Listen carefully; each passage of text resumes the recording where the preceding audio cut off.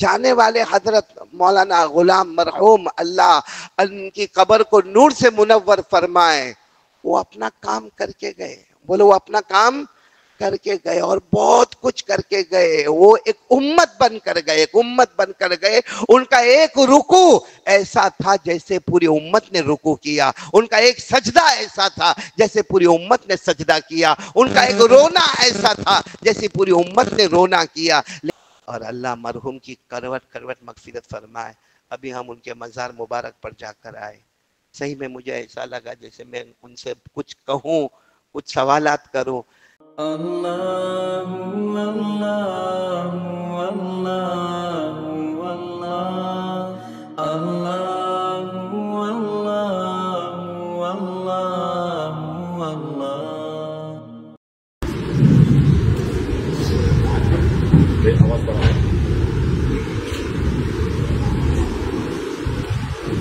السلام علیکم.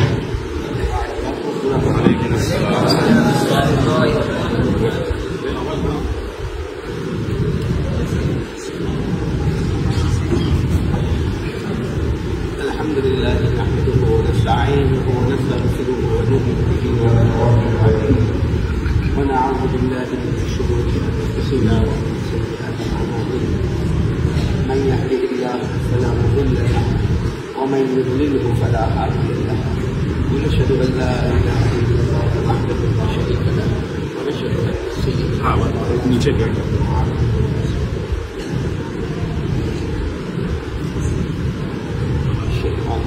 بسم الله الرحمن الرحيم. كل من عليها فان ويبقى وجه ربك ذو الجلال والإكرام فبأي آلاء ربكما تكذبان. صدق الله مولانا العظيم. قال رسول الله صلى الله عليه وسلم الموت جسر يوصل الحبيب إلى الحبيب أو كما قال رسول الله صلى الله عليه وسلم.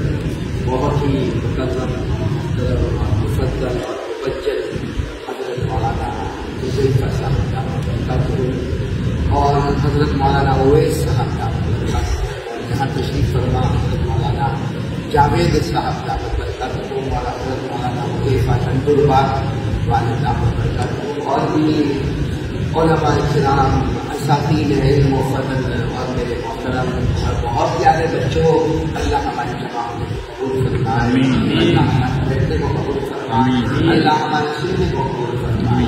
میرے پیاروں، آج نہ کوئی بات، نہ کوئی تقریر، نہ کوئی خطبہ، نہ کوئی بیان، ایک تعزیتی مختصر بات کرنا ہے. اللہ تبارک و تعالی ہمارے مرحوم عالم ربانی کہو، فیض سبحانی کہو، خادم القرآن کہو، خادم المعلمین کہو، خادم المتعلمین کہو، بیدار بادشاہ کہو، حضرت مولانا غلام مستانوی دبر اللہ کہو، کہ صدقے ہم یہاں جمع ہیں. اللہ ہمارے جمع کو قبول فرمائے. آمین. اللہ مرحوم کی اللہ ایمانداران کو صبر جمیل عطا فرمائے. اللہ نے جو بدل عطا فرمائے. انا للہ و انا الیہ راجعون. اور میرے پیارے بچوں، جو حضرت تھے، دعا کرے اللہ ہوتے نقش قدم ہو جائے جو آپ انہوں نے کیے اور جو کرے اور آئندہ جو آپ ہوں گے، اللہ کی حضرت سارا سوال وہی ہو جائے گا. وہی لوگ ہمارے وہی اپنے تعلقات میں اللہ تبارک و تعالیٰ ان کے کچھ حصہ جو کاوشوں کا اور کوششوں کا تھا، اللہ تعالیٰ کو بھی بولے کہ ہم سب کو آپ کو معلوم ہوگا، سنا ہوگا، سنا ہوگا مدینہ منورہ میں ایک جگہ تھا. مدینہ منورہ میں ایک جوان لڑکے نے اس جگانے کو دیکھا، وہ سوچنے پڑے اس کا جنازہ ہوگا، اس کا انتقال ہوا ہوگا اور ہوگا. اب دوسری طرف سے حضرت ابو درداء رضی اللہ تعالیٰ تشریف لا رہے تھے. تو جوان نے سوچا کہ وہ قیمت جائے اس کا جنازہ ہے، تو چچا امی وہ میرے چچا جنازہ کا ہے. تو حضرت درداء رضی اللہ تعالیٰ کو چہرے پر آیا اور فرمایا بیٹا تیرا جنازہ، فرمایا بیٹا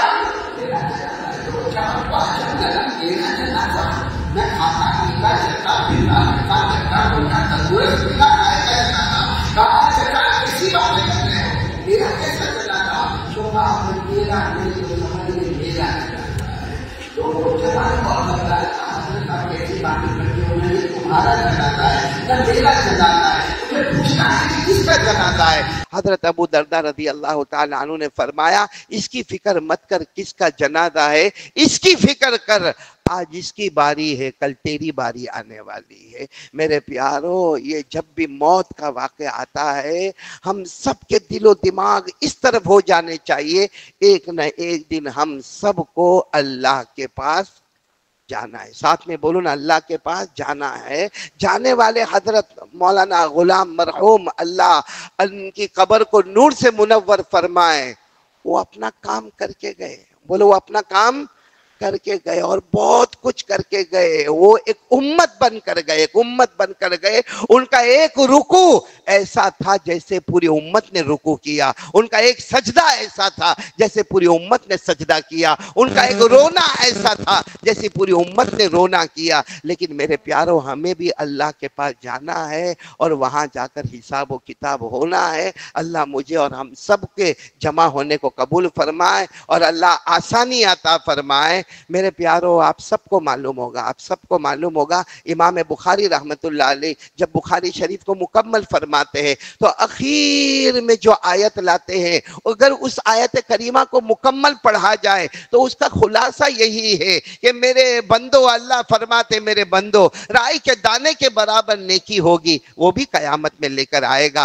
رائی کے دانے کے برابر برائی ہوگی وہ بھی قیامت میں لے کر آئے گا۔ اور اللہ فرماتے مجھ سے بڑھ کر حساب لینے والا کون ہوگا؟ اللہ نے فرمایا وَإِن كَانَ مِثْقَالَ حَبَّةٍ مِّنْ خَرْدَلٍ أَتَيْنَا بِهَا وَكَفَى بِنَا حَاسِبِينَ۔ اللہ تبارک و تعالیٰ فرماتے رائی کے دانے کے برابر نیکی ہوگی وہ بھی لے کر آئے گا، اور مجھ سے بڑھ کر انصاف کرنے والا۔ اس لیے میرے پیارو، اب ہم کو یہ سمجھنا ہے مدرسے میں، یہ مدرسے کی چہار دیواری میں ہم کو یہ سمجھنا ہے، ایک ہوتی ہے اپنی مرضی، بولو ایک ہوتی ہے اپنی مرضی، اور ایک ہوتی ہے ہمارے اساتذہ کی مرضی، ایک ہوتا ہے مدرسے کا رول، ایک مدرسے کا ریگولیشن، ایک مدرسے کا قانون، ایک اللہ کا قانون، ایک پیارے نبی صلی اللہ علیہ وسلم کا قانون۔ اگر میرے پیارو ہم کو حضرت مولانا غلام کی طرح بننا ہے، یا ہمارے اکابرین کی طرح بننا ہے، یا ہمیں بہت بڑا بننا ہے دین کے اعتبار سے، دنیا کے اعتبار سے، ایک کام کرنا ہوگا، اپنی مرضی فنا کر دے، اپنے اساتذہ کی مرضی کو آگے کر دے، اللہ ایک کامیاب طالب علم بنائے گا۔ کیونکہ ہم سب کو ایک نہ ایک دن اللہ کے پاس جانا ہے، بولو جانا نہیں جانا، اور حساب کتاب ہونا نہیں ہونا۔ اللہ نے فرمایا، پڑھو نا، ان الینا ایابہم ثم ان علینا حسابہم۔ اللہ تبارک و تعالیٰ فرماتے ایک نہ ایک دن میرے پاس آنا ہے اور حساب و کتاب ہونا ہے۔ یہ مدرسے کی چہار دیواری ماشاءاللہ اتنا عالی شان، جاندار اور شاندار مدرسہ جہاں ہزاروں ہزار طلبہ پڑھ رہے ہیں۔ میرے پیارو، یہ ایک کرامت ہے، اور یہ حضرت والا کی کرامت ہے، اور یہ مدرسہ دیکھو ایسا لگتا ہے ہمارے نبی کا ایک معجزہ ہم کو نظر آتا ہے۔ تو میرے پیارو، اتنی مبارک جگہ پر ہم ہیں تو ہم اس کی فکر کریں، اس کی کوشش کریں، اپنی مرضی کو فنا کر دیں گے اور اپنے اساتذہ کی مرضی کو آگے بڑھائیں گے، بولو کریں گے نہیں انشاءاللہ۔ میرے پیارو، کچھ بن کے جانا ہے، کچھ کر کے جانا ہے، کچھ دین اور دنیا کا کام کر کے آگے بڑھنا ہے۔ اللہ تبارک و تعالی ہم سب کو ترقیات سے مالا مال فرمائے، دین دگنی رات چگنی ترقیات عطا فرمائے۔ آپ سب نے نام سنا ہوگا، ایک بہت بڑے اللہ کے ولی گزرے ہیں جن کا نام حضرت حبیب اعجمی، بولو کیا نام؟ حضرت حبیب اعجمی۔ ان کا آخری وقت، کیونکہ دنیا چھوڑ کے تو سب کو ہی جانا ہے، ارے بولو دنیا چھوڑ کے، مجھے بھی ایک دن، چاہے کوئی کتنا بھی کہے قاری احمد علی، اور 30 سال سے بیان اور تقریر اور یوٹیوب اور یہ چینل اور وہ چینل، سب چینل کچھ کام نہیں آئیں گے۔ ایک دن اللہ کے سامنے جانا ہے میرے پیارو۔ ہمارے ابا، دادا، پردادا گئے، میرے دوستو ایک وقت ہمارا بھی آئے گا کہ اللہ نے فرمایا کل من علیہا فانی ویبقى وجہ ربک ذو الجلال والاکرام فبأي آلاء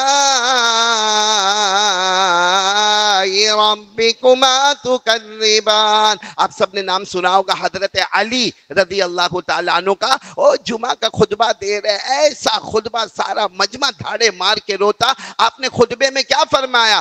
الموت الموت الموت لیس منہ فوت ان اقمتم لہ اخذکم وان فررتم منہ ادرککم فان وراءکم طالب حسیس وهو القبر الا ان القبر روضۃ من ریاض الجنہ او حفرۃ من حفر النیران۔ حضرت علی رضی اللہ تعالیٰ عنہ نے اپنے جمعہ کے خطبے میں فرمایا موت سے ڈرو، موت سے ڈرو، موت سے ڈرو۔ موت سے کوئی بچنے والا، بولو موت سے کوئی بچنے والا، ان اقمتم لہو اخذکم، اگر تم موت کے سامنے جاؤ گے تو بھی وہ تمہیں پکڑے گی، وَإِن فَرَرْتُم مِّنْهُ، تم بھاگو گے، ادرککم، پھر بھی تمہیں پکڑے گی، فَإِنَّ وَرَاءَكُمْ طَالِبٌ حَسِيسٌ، ایک چیز ہے جو تمہیں ڈھونڈ رہی ہے، اے میرے پیارے بچوں، ایک چیز ہے جو مجھے ڈھونڈ رہی ہے، وَهُوَ الْقَبْرُ، وہ ہماری قبر ہے۔ اور یاد رکھو قبر یا تو جنت کے باغوں میں سے باغ ہوگا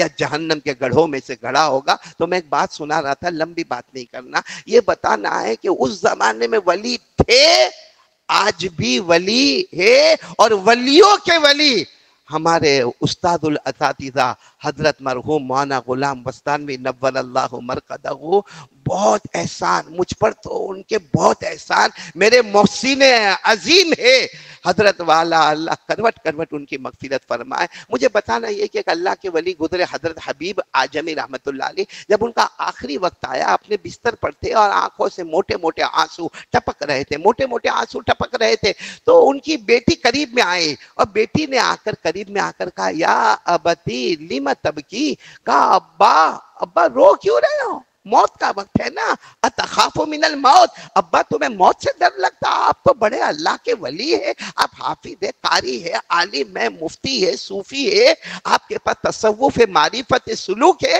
اور یہ موت کے وقت موٹے موٹے آنسو سے رونا، یا ابتی لم تبکی اتخاف من الموت، ابا روتے کیوں ہو، کیا موت کا ڈر لگتا؟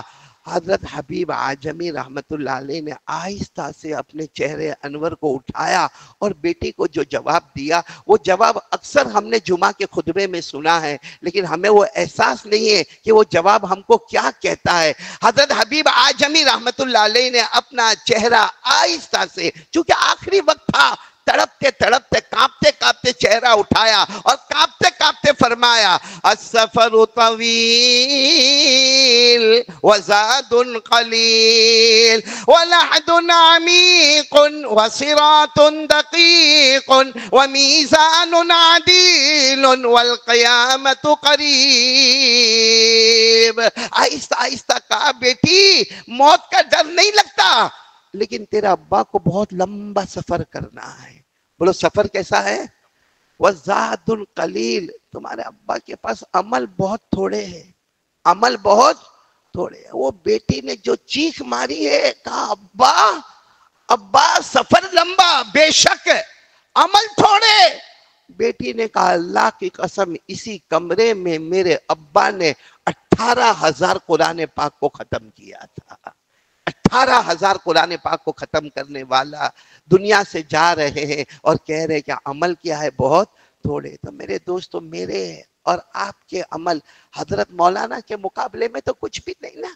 حضرت مولانا کی ماتحتی میں کتنے ہزاروں حافظین، ہزاروں قرآ، ہزاروں علماء، ہزاروں دنیاوی تعلیم حاصل کرنے والے، ہزاروں دینی تعلیم حاصل کرنے والے، بڑے بڑے ٹیکنالوجی کے میدان میں آگے جانے والے، فارمیسی کے میدان میں آگے جانے والے، ہسپتال کے میدان میں آگے جانے والے، ڈاکٹر بننے والے، آرکیٹیکٹ بننے والے، لائر بننے والے، بیرسٹر بننے والے، دین دنیا دونوں کا مرکز حضرت نے مولانا کو بنایا۔ ہم کہتے ہیں اگر حضرت حبیب اعجمی نے 18,000 قرآن پاک کو ختم کیا تو اس میں کوئی شک نہیں ہمارے حضرت 18 لاکھ کو ختم کر کے گئے ہیں۔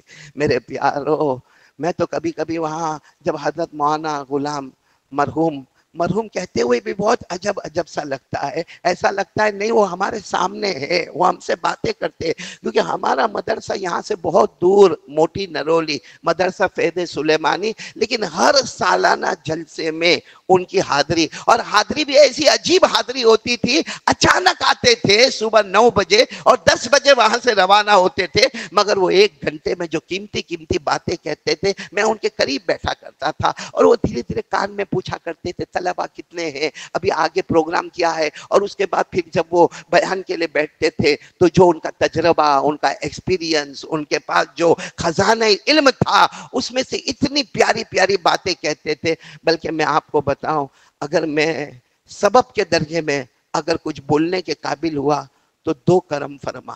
ارے بولو میرے کتنے کرم فرما؟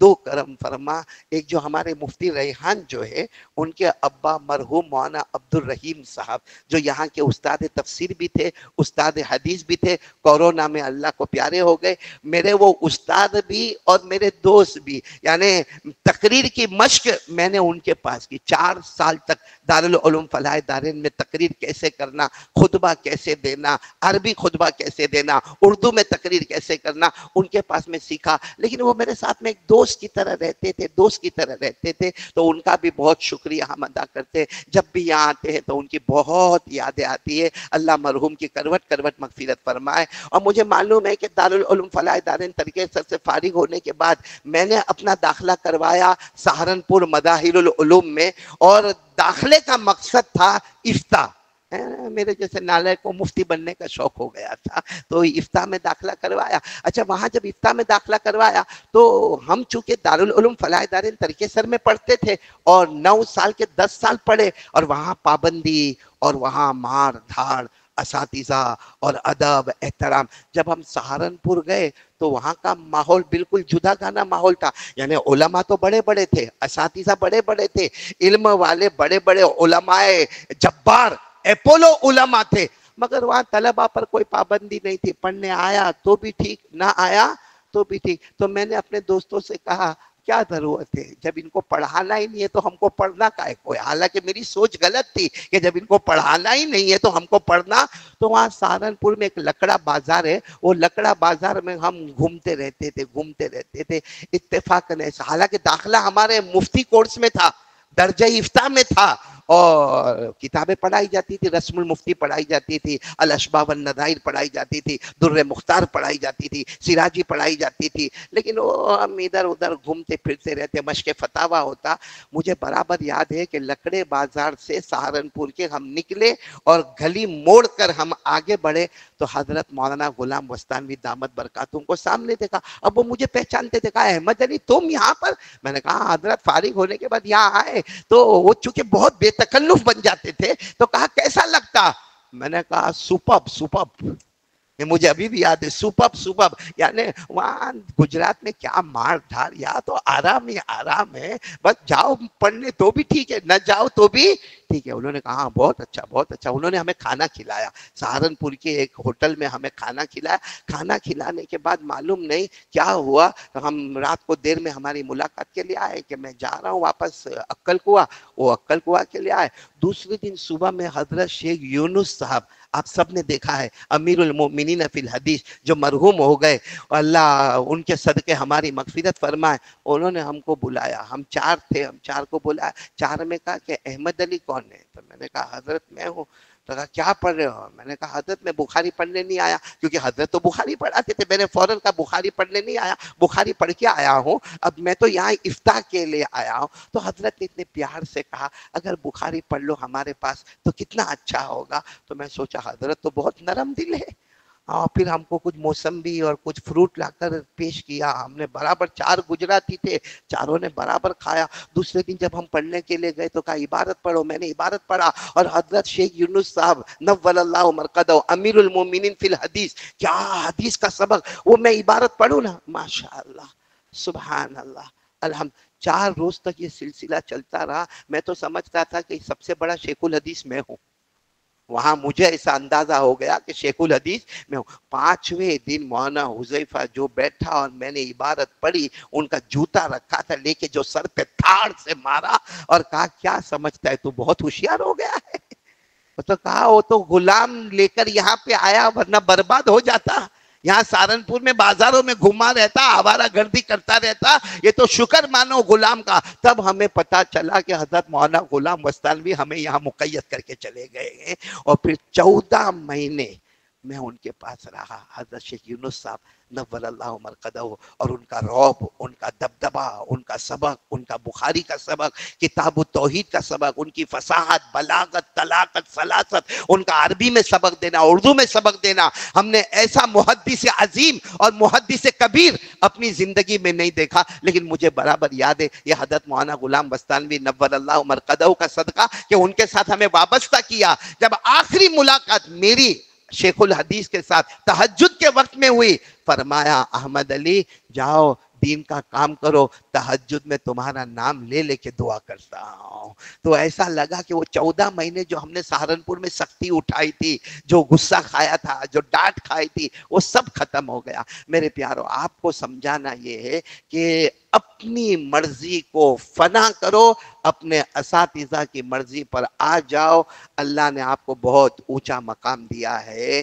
میرے پیارو، بہت ساری چیزیں ہم کو سمجھ میں نہیں آتی ہے بھائی، کبھی کبھی کوئی استاد، کوئی محتمیم، کبھی کوئی نگران، کبھی کوئی مدرسے کا قانون، کبھی کوئی مدرسے کا ریگولیشن ایسا ہوتا ہے جو ہم کو عقل میں نہیں آتا۔ بولو عقل میں نہیں آتا۔ ہم آپس میں چرچا کرتے کہ یہ قانون بنانے کی ضرورت کیا تھی، لیکن میرے دوستوں ہم نادان ہیں، ہمیں معلوم نہیں، ہم سمجھتے یہ عقل میں نہیں آتا، حالانکہ مستقبل میں وہی حکم ہمیں کہاں سے کہاں تک پہنچا دے گا۔ جیسے میں آپ کو کہوں ابھی یہ حج کا موسم ہے نا، حج کا موسم ہے نا، آج سارے حجاج کرام مینا کے میدان میں ہوں گے، بولے انشاءاللہ، کل عرفہ کے میدان میں ہوں گے انشاءاللہ۔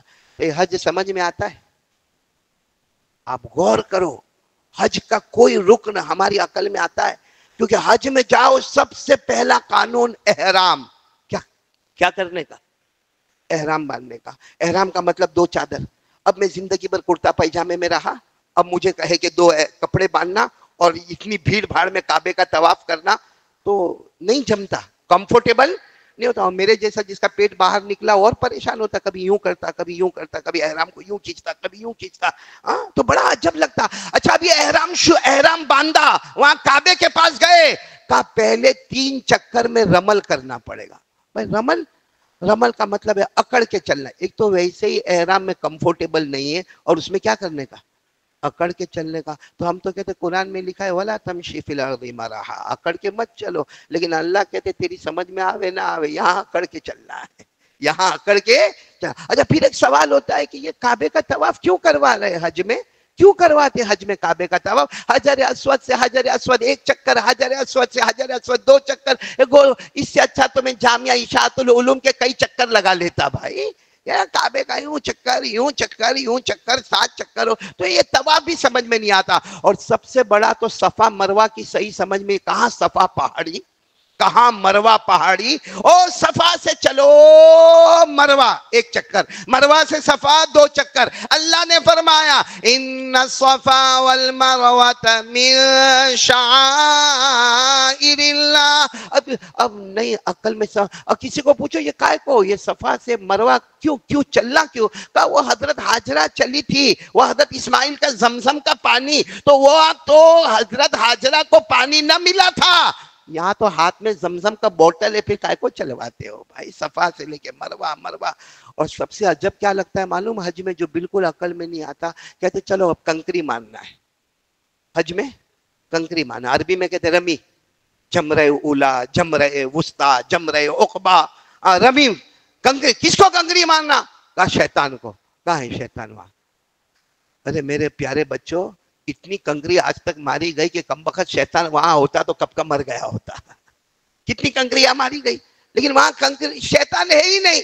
جس کو دیکھو ایک کنکری مارا، دوسرے نے کنکری مارے، کیا کو کنکری کس کو مار رہے؟ کہا شیطان کو مارے۔ ارے شیطان نہیں، وہ تو سیمنٹ کا کھمبا ہے، وہ سیمنٹ کا ستون ہے، اسے مار رہے۔ کہا وہ حضرت ابراہیم کے سامنے تو شیطان تھا، ہمارے سامنے تو سیمنٹ کا یہ ستون ہے، اس کو کنکری مار کے کیا ہونے والا؟ یہ سمجھ میں، ارے بولو سمجھ میں نہیں آتا. اور میں جب پہلی مرتبہ حج کو پہنچا تھا نا تو اس وقت مولانا جاوید تمہاری طرح کوئی ہوگا ڈینجر چہرہ والا ایک پٹھان میرے پیچھے تھا. وہ کنکری لے کر نہیں آیا, بڑی چھاتا لے کر آیا اور یہ چھاتا لے کے یوں لے کر دوڑتا اور کہتا آج تو قتل کر دوں گا, آج تو قتل کر دوں گا. اور میرے بالکل پیچھے میں یوں زور سے ہوا. میں نے کہا کیا ہوا؟ کہا کم بخت بہت بھڑکایا, آج مار ڈالوں گا.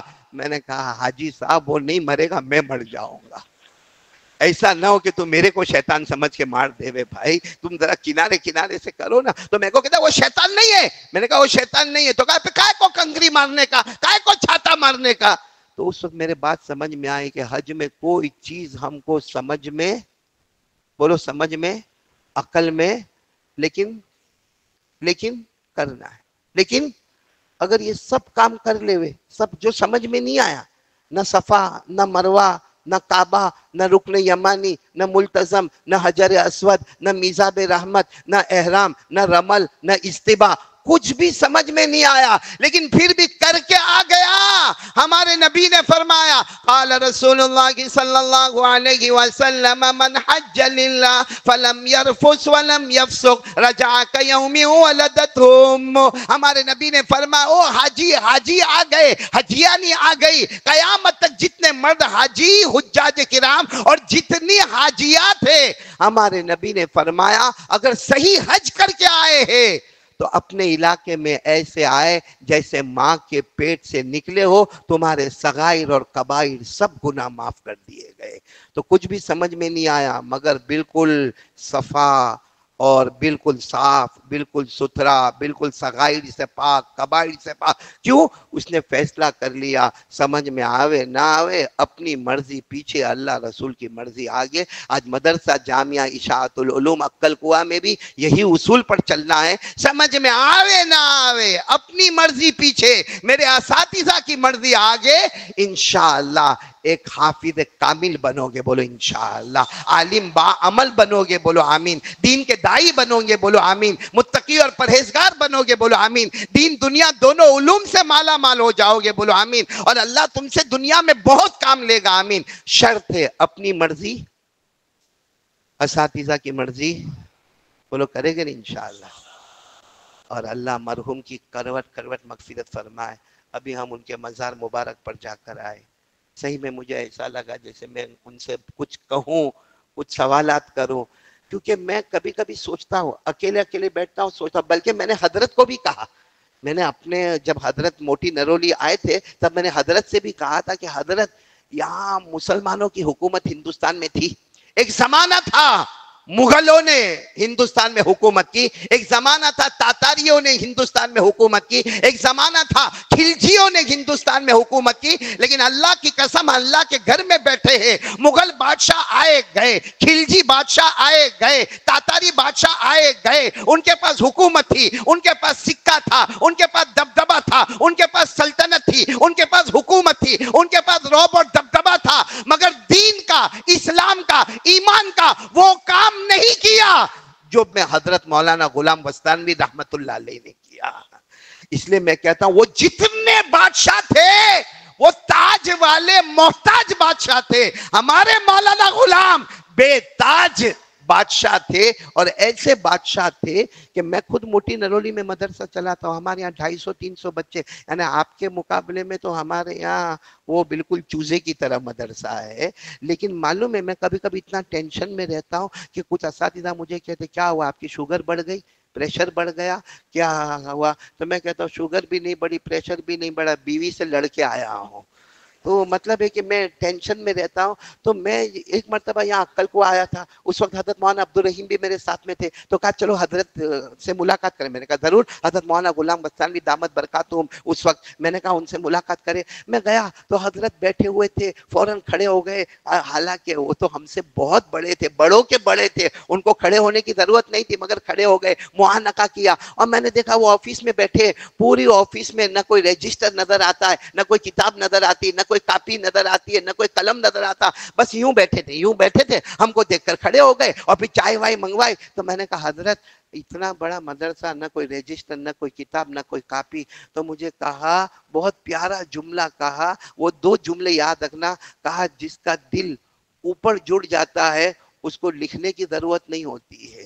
جو صدر والا سواد دال را جو صدر والا ہوتا ہے اسے سطر کی ضرورت نہیں پڑتی ہے. اور مجھے کہا بیٹا کچھ بات چلی تو مجھے کہا بیٹا قرآن سے بہت قریب ہو جاؤ, جتنا قریب ہوتے جاؤ گے اللہ اتنا کعبے سے تم کو قریب کرتا جائے گا. جو کتاب اللہ سے قریب ہو گیا وہ کعبۃ اللہ سے بھی قریب ہو گیا. اور حضرت کو تو وہ شرف حاصل ہوا کہ آپ نے کعبے کو غسل بھی دیا اپنے مبارک ہاتھوں سے, آپ کعبے کے اندر بھی داخل ہوئے ہیں, آپ کے مبارک قدم کعبے کے اندر بھی گئے ہیں, اور آپ کو وہاں سے لمبی لمبی اجازتیں اور سندیں بھی ملی ہے.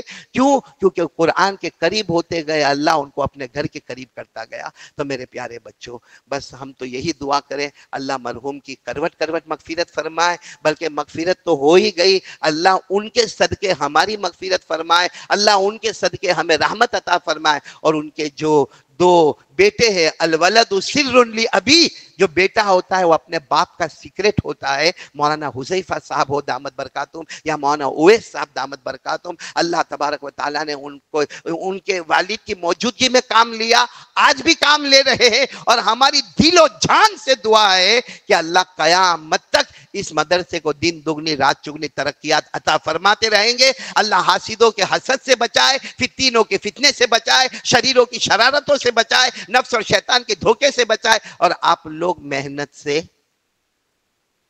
نہیں بولو نا, محنت سے ہمیں دنیا سے کیا مطلب, مدرسہ ہے وطن اپنا. ارے یہ تو یاد ہوگا نا آپ کو, یہ تو ہمارے یہاں پہ یہ معلوم نہیں کون شاعر ہے, میرا تو جی چاہتا ہے اس کو اٹھا کے معافی مانگ لوں, کیونکہ ہمارے زمانے سے چل رہا ہے ہمیں دنیا سے کیا مطلب, مدرسہ ہے وطن اپنا, مریں گے ہم کتابوں پر ورق ہوگا. کون ہے شاعر, کون ہے آپ کو معلوم؟ میں نے بہت کو پوچھا, کسی کو نہیں معلوم. میں نے کہا اگر معلوم ہوتا صحیح میں اس کی قبر پہ جا کے اس کو اٹھاتا, قم باذن اللہ, اللہ کے حکم سے کھڑا ہو جا اور شہر کو بدل دے. ہاں بدل دے, کیونکہ آپ تو ایسی جگہ موبائل چھپاتا ہے کہ کسی کو پتا بھی نہیں چلے, ہاتھی نہ پہنچے وہاں تک ایسی جگہ موبائل پہنچ جاتا بھائی. اسے میں نے کہا اب یہ چھوڑ دو بھائی, وہ تھے, ہمیں دنیا سے کیا مطلب, مدرسہ ہے وطن اپنا, مریں گے ہم کتابوں پر ورق ہوگا کفن اپنا. اب میں کہتا ہوں ہمیں مدرسے سے کیا مطلب, باورچی خانہ ہے وطن اپنا. اور یہاں کا باورچی خانہ ابھی میں دیکھ کر آیا, ہو 10,000 آستینیں چڑھتی ہوگی, 10,000 لوگ ایک ساتھ میں بیٹھ سکتے ہیں, ویسے 15-16 ہزار کھانے والے. تو میں نے یہی کہا, اور میں یہ یہاں کے جامعہ اشاعت العلوم اللہ تعالیٰ خوب آپ کو ترقیات سے مالا مال فرمائے. میں گجرات میں جن مدرسوں سے گھوم پھر کر آیا ہوں نا, تو میں نے یہ شہر پورا بدل دیا. میں نے کہا ہمیں مدرسے سے کیا مطلب, باورچی خانہ ہے وطن اپنا, مریں گے ہم بوٹیوں پر روٹی ہوگا کفن اپنا. مریں گے ہم بوٹیوں پر روٹی ہوگا کفن اپنا. وہ شاعر کو قیامت میں تو پکڑ کے بولنے ہی والا ہوں. آپ بھی میرا ساتھ دینا اس وقت میرے پیارو. ہاں بول رہے, بولو ہاں کہہ رہے, ماشاءاللہ. خیر اللہ تعالیٰ آپ سب کو بہت اچھا رکھے, اللہ یہاں کے اساتذہ کی محنتوں کو قبول فرمائے. یہاں آ کر بہت خوشی ہوتی ہے کیونکہ یہاں بہت سے اساتذہ وہ ملتے ہیں جو ہمارے ساتھ میں دارالعلوم فلاح دارین ترکیسر میں پڑھے. ابھی مولانا فاروق صاحب جو یہاں پر بخاری شریف کا درس دیتے ہیں, میرے ساتھی ہیں, ان سے بھی میری ملاقات ہوئی. اور بھی ماشاءاللہ بہت سارے اساتذہ, طلباء, کارکنان, ذمہ داران سے ملاقات ہوئی. اللہ سب کو سلامت رکھے. بس ایک حدیث سناؤں گا اور بات ختم کروں گا. ایک حدیث یاد رکھنا, پوری زندگی کیسے گزارنا ہے. ایک حدیث, بولو ایک حدیث, ہمارے آقا محمد رسول اللہ صلی اللہ علیہ وسلم کی نصیحت. اور طلباء کے لیے اس سے بڑھ کے کوئی نصیحت نہیں ہوگی. میں بھی طالب علم, آپ بھی طالب علم ہیں. کیا نصیحت؟ یا ابا ہریرہ تعلم القرآن وعلمہ الناس ولا تزال كذلك حتى ياتيك الموت فإن أتاك الموت وأنت كذلك حجت الملائكة على قبرك كما يحج المؤمنون إلى بيت الله الحرام. سبحان اللہ کہہ دو, سبحان اللہ.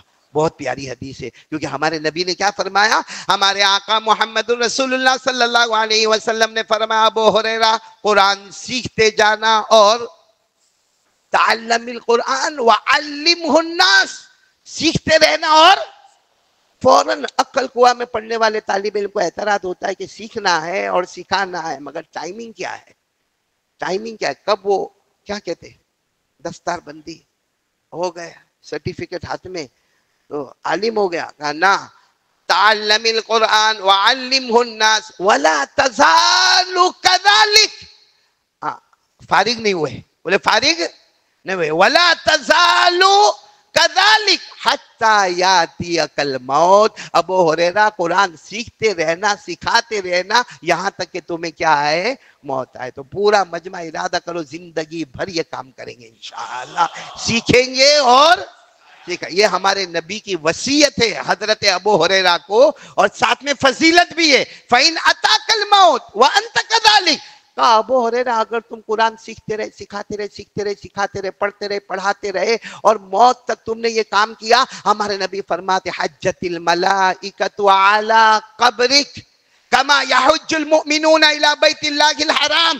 حج کے موسم میں، جیسا ابھی حج کا موسم ہے، کتنے لاکھوں لاکھ حاجی کعبے کا طواف کر رہے. بولو لاکھوں لاکھ حاجی کعبے کا طواف کر رہے. ہمارے نبی نے فرمایا حج کے موسم میں حجاج کرام کعبۃ اللہ کا طواف کرتے ہیں، لیکن جس نے قرآن سیکھا اور سکھایا اور موت تک لگا رہا، آسمان کے فرشتے اتنی تعداد میں اس کی قبر کا طواف کرتے رہیں گے. جیسے حجاج کرام کعبے کا طواف کرتے ہیں، اتنی تعداد میں فرشتے ہماری، میری اور آپ کی قبر کا طواف کریں گے. اور ایک فرشتہ ہمارے قبر کا طواف کرے تو رحمت ہی رحمت ہے. تو سوچو 50 لاکھ فرشتے قیامت تک ہماری قبر کا طواف کرتے رہے. ابھی حضرت کے مزار مبارک پر گئے تو میں یہ روایت سوچتا رہا. میں نے کہا ہم تو یہاں کھڑے، ہمیں معلوم نہیں کتنے فرشتے یہاں طواف کر رہے ہوں گے طواف. کیونکہ اللہ کی قسم اس وقت اگر کہا جائے ان سے بڑھ کر زمین پر جو مدارس کا، مکاتب کا، خانقاہ کا، دعوت و تبلیغ کا، کالج کا، یونیورسٹی کا انتظام اگر کسی نے کیا ہے تو پورے ایشیا میں وہ ایک ہی شخصیت ہے، اور وہ ہمارے حضرت مولانا غلام مستانوی نور اللہ مرقدہ و مسجعہ ہوئے. اللہ ان کے صدقے ہماری مغفرت فرمائے. خیر میرے کو بھی سفر کرنا ہے، میرے کو تو بیان کچھ کرنا ورنہ نہیں تھا. میں تو یہاں صرف تعزیت کے واسطے پہنچا، اور حضرت مولانا حذیفہ اور مولانا اویس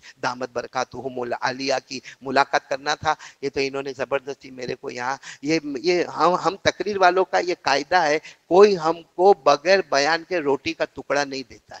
یہ مفتی ریحان کے گھر دعوت ہے، اس کو میں نے کہا بھی مولانا حذیفہ کو سمجھاؤ نا، بیان کی کیا ضرورت ہے، آئے نا مل لیے، اب چلے جائے. کیونکہ رات کو راندیر کے پیچھے وریاؤں میں بہت بڑا پروگرام ہے، وہاں میرے کو جانا ہے انشاءاللہ.